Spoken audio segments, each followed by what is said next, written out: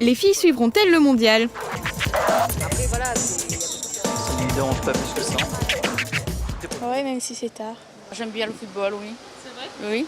Moi et mon copain, on regarde souvent le football. pas trop, non. Il faudra prendre un deuxième décodeur comme il voit là.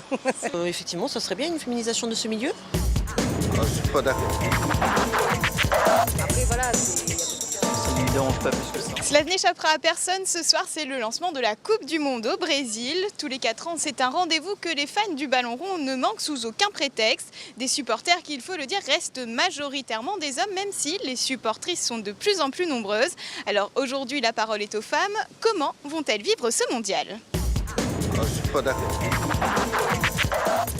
Je pense qu'on regardera quelques matchs selon les heures aussi, parce que je crois qu'avec le décalage, ça va pas être facile. Ouais. On va peut-être pas mettre le réveil à 4 h du matin tous les jours. Non, pas forcément. Parce que voilà, je suis pas forcément pour mettre les gens dehors. Et malheureusement, c'est ce qu'ils font avec la plupart des gens là-bas, donc je trouve ça un peu triste. Moi, je vais regarder quand même l'équipe de France jouer parce que c'est quand même notre pays et puis c'est important de soutenir son équipe nationale. Vous, c'est pas une période que vous craignez alors? Non, du tout. Je vais regarder, en plus que ça c'est tard, très tard. Je vais regarder la Coupe du Monde et assurer aussi mon travail. Hein. Ça c'est sûr. Hein. La Coupe du Monde en quelques chiffres. Mesdames, au cas où vous n'étiez pas au courant, durant presque un mois, ce sont 64 matchs qui seront disputés lors de cette Coupe du Monde dans 12 villes brésiliennes. Dans chacune des 32 équipes, 23 joueurs ont été appelés par leurs entraîneurs respectifs. Au total, 736 joueurs se sont donc déplacés au Brésil pour ce mondial. Plus de 2 millions de billets ont déjà été vendus par la FIFA. Plus de 150 000 policiers et militaires sont mobilisés pour assurer la sécurité durant le mondial, pour lequel le pays organisateur a dépensé pas moins de 9 milliards d'euros. Là, on a mon deuxième télé dans ma chambre.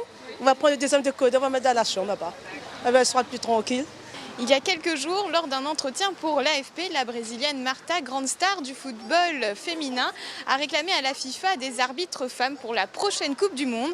Elle espère également qu'Helena Costa, la première à entraîner un club professionnel, ne sera pas la seule. Alors vous, mesdames, partagez-vous ces souhaits? Êtes-vous pour une féminisation du foot?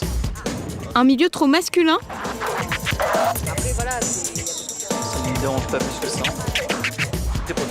C'est vrai quand on regarde par rapport aux autres sports qu'il y a sur la Terre, sur la planète, c'est vrai qu'il manque beaucoup de femmes dans le football.